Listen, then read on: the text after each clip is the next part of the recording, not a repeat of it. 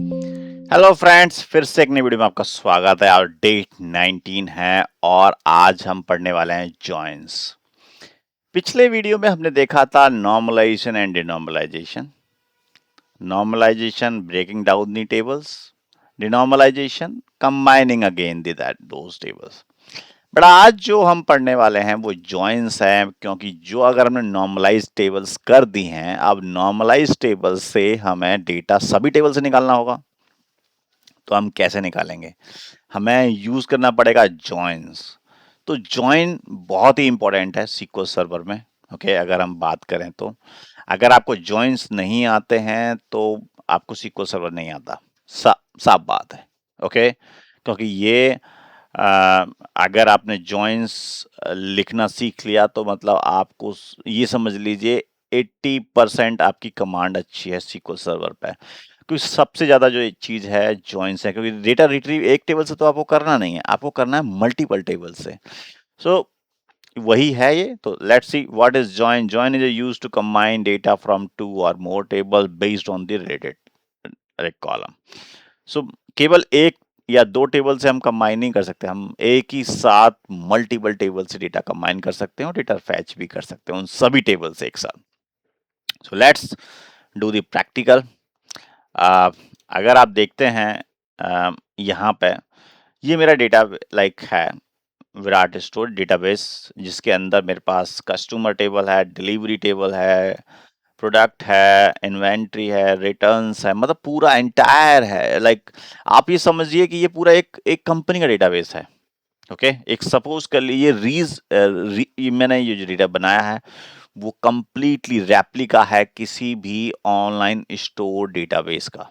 Okay, क्योंकि जितने भी ऑर्डर जा रहे हैं या तो कस्टमर लेगा या जैसे भी होगा, जितने कस्टमर होंगे उसकी डिलीवरी भी होगी, और डिलीवरी होगी तो क्या होगा, इन्वेंट्री भी होगी, और इन्वेंट्री होगी तो डिलीवरी होगी, और डिलीवरी होगी तो रिटर्न्स भी आएंगे। हर चीज एंड टू एंड कनेक्टेड है। सो तो आप ये देखिए कि अगर ये डेटा एक ही टेबल में होता और डिनॉर्मलाइज फॉर्मेट में, तो बहुत सारा डेटा। अब मैं आपको दिखाता हूँ इन सभी टेबल्स को, बहुत डेटा है इनके अंदर। ये देखिए कस्टमर डेटा है, कस्टमर आईडी है, कस्टमर नेम है, सिटी, क्लास, कैटेगरी, ये कस्टमर डिटेल है। डिलीवरी की, ये डिलीवरी हो रही है, ये डिलीवरी आईडी है, ऑर्डर जिस ऑर्डर से वो डिलीवरी हुई है उसका स्टेटस क्या है, डिलीवरी डेट क्या है। ओके, प्रोडक्ट की इंफॉर्मेशन कि प्रोडक्ट का नेम क्या, आईडी क्या, कैटेगरी, वेंडर, किस वेंडर से आ रहा है वो आपके पास, सब कैटेगरी क्या है। मतलब बहुत सारा डेटा है, और इस सारा डेटा एक ही टेबल में कंबाइन होता तब क्या होता, बात ये है। सो अब ये सारा डेटा है, बट हमें इसे कंबाइन फॉर्मेट में चाहिए। ओके, जो हमारी इस समय अगर आप मेन टेबल देखते हैं वो है सेल्स ऑर्डर टेबल। ये ट्रांजैक्शनल टेबल है जिसमें कि डेटा हमारा डेली अपडेट हो रहा है। ये यूआईडी मतलब यूनिक आईडी की हर, और ये जो ऑर्डर आईडी है, इस ऑर्डर आईडी मतलब एक कस्टमर ने लेट सपोज कि 10 आइटम खरीदे, तो आईडी जो ऑर्डर आईडी होगी वो एक ही ऑर्डर आईडी होगी। लेट सपोज इसमें देखिए कि पहला ये 926, ये भी 926, ये भी 926। इसका मतलब इस कस्टमर ने कस्टमर कौन सा, C0001, इस कस्टमर ने हमसे दो प्रोडक्ट खरीदे हैं। ओके, और वो प्रोडक्ट आईडी हैं ये और ये, उसके नेम डिफाइन नहीं है, और का प्राइस ये रहा, डिलीवर्ड है या नहीं है, उसकी क्वांटिटी कितनी कितनी इसने खरीदी है। तो आपको इस दिख रहा होगा कि ये सेल्स ऑर्डर टेबल डिफाइन कर रही है, बट हमें ये प्रोडक्ट के नाम नहीं पता है। इसमें आप देखिए प्रोडक्ट के नाम नहीं पता है, कस्टमर का नाम नहीं पता है। ओके, तो आईडी है हमारे पास जो कि कनेक्टेड है, कस्टमर आईडी कस्टमर टेबल से connect, product ID product table से कनेक्टेड। तो हमें इसे लेट सपोज कि हमें डेटा लाइक रिट्रीव करना है, तो हमें क्या करना होगा, जॉइंस बनाने होंगे। तो मैं अभी वही आपको आज मैं जॉइंस की स्टार्टिंग करूंगा। सो मैं आपको बस बताना चाहता हूं कि जॉइंस क्या होते हैं और कैसे होते हैं। ये कितने टाइप के होते हैं ये हम नेक्स्ट वीडियो में कवर करेंगे, क्योंकि जॉइंस एक छोटा टॉपिक नहीं है, बहुत बड़ा टॉपिक, ब्रॉड टॉपिक है। तो slowly and gradually you will understand कि पहले पहले आप ये समझिए कि जॉइंस क्या होते हैं। ओके, जॉइंस कैसे काम करता है, फिर आप अब नेक्स्ट वीडियो में आपको समझाऊंगा ओके कि किस तरीके से आपको ये जॉइंस कितने तरीके होते हैं और कौन सा जॉइन हम कवर करेंगे। सो आज हम देखेंगे सिंपली, तो हमारी मेन टेबल है sales order table. Let suppose कि ये टेबल है, मैंने इसे उठाया, सेलेक्ट एस्ट्रिक फ्रॉम, इस टेबल से हम डेटा रीड कर सकते हैं। इसका जो है स्कीमा डीबीओ है, पिछले वाले टेबल का एम्प्लॉय टेबल का एचआर था, इससे थोड़ा डिफरेंट है।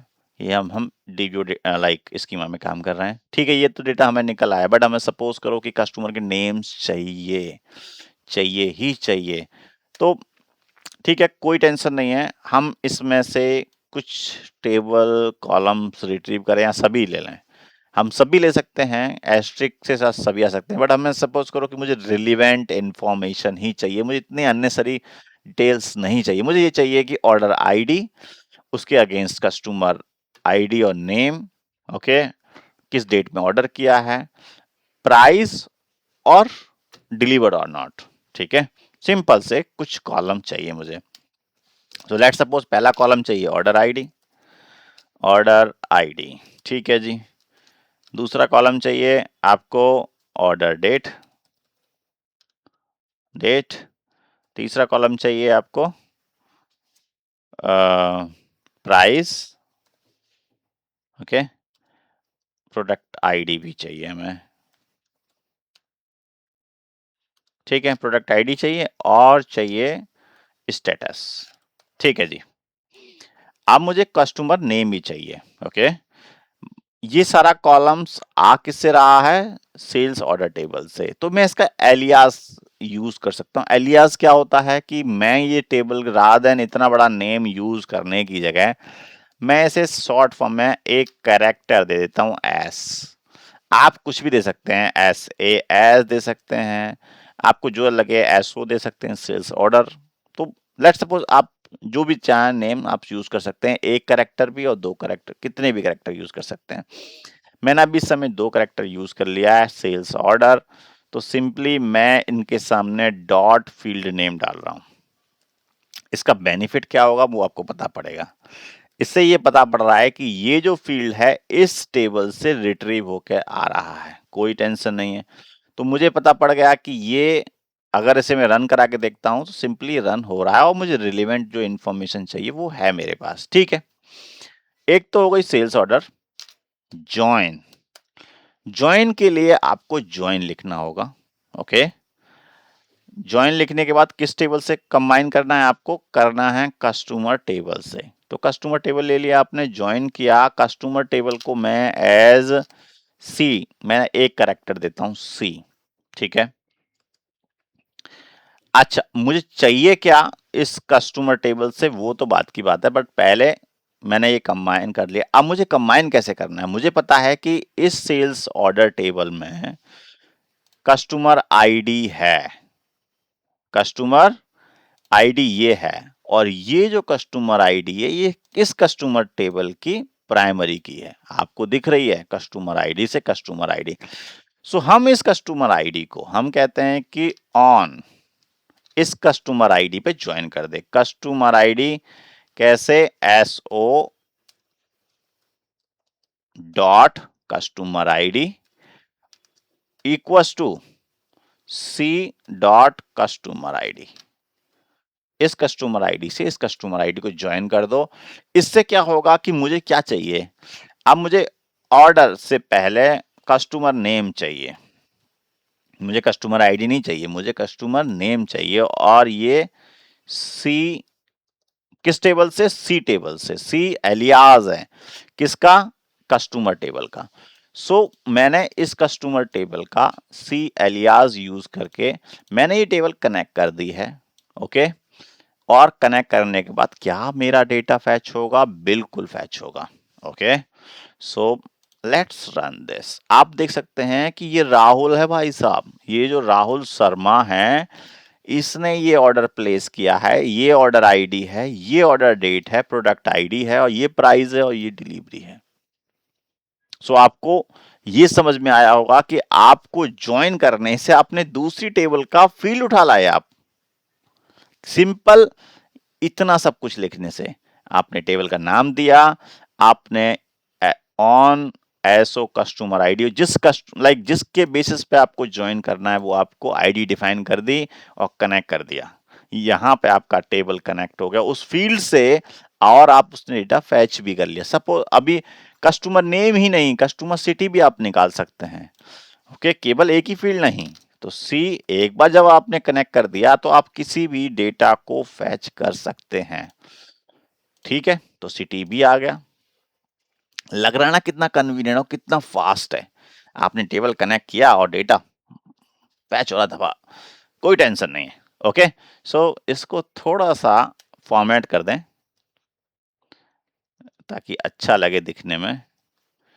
ये सिटी है, ये ऑर्डर डेट है, ये ऑर्डर आई प्राइस है, और ये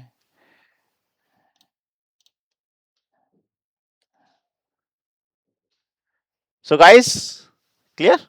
आपको दिखने में ये अगर थोड़ा छोटा दिख रहा है तो मैं इसे थोड़ा बड़ा कर देता हूं। अब आपको साफ दिख रहा होगा। Customer name, city, order ID, order date, product price and status, एकदम क्लियरली दिख रहा है। और आपको पता पड़ रहा होगा कि मैं इस ज्वाइन के थ्रू डेटा फैच कर सकता हूं। आप कहेंगे कि एक ही टेबल से नहीं कनेक्ट कर सकते, आप मल्टीपल टेबल से भी कनेक्ट कर सकते हैं। ज्वाइन, मैंने अभी केवल और केवल यही नहीं, प्रोडक्ट भी नाम भी चाहिए। ठीक है, आपका मैनेजर समझ गया कि भाई नहीं नहीं, अब मुझे प्रोडक्ट का नेम भी चाहिए, तो प्रोडक्ट का नेम भी दे देते हैं, कोई टेंशन नहीं है। वो हमारा है डिम प्रोडक्ट टेबल में प्रोडक्ट आईडी है, और ये टेबल हम उठा लाते हैं, और एज पी ऑन, ठीक है, एस ओ डॉट, ठीक है, प्रोडक्ट आईडी, ये प्रोडक्ट आईडी इक्वल्स टू, ठीक है,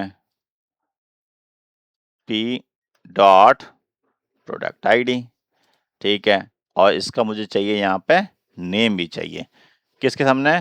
प्रोडक्ट आईडी की जगह मुझे क्या चाहूंगा मैं, यहाँ पे नेम दिखे, क्या दिखे? P dot product name.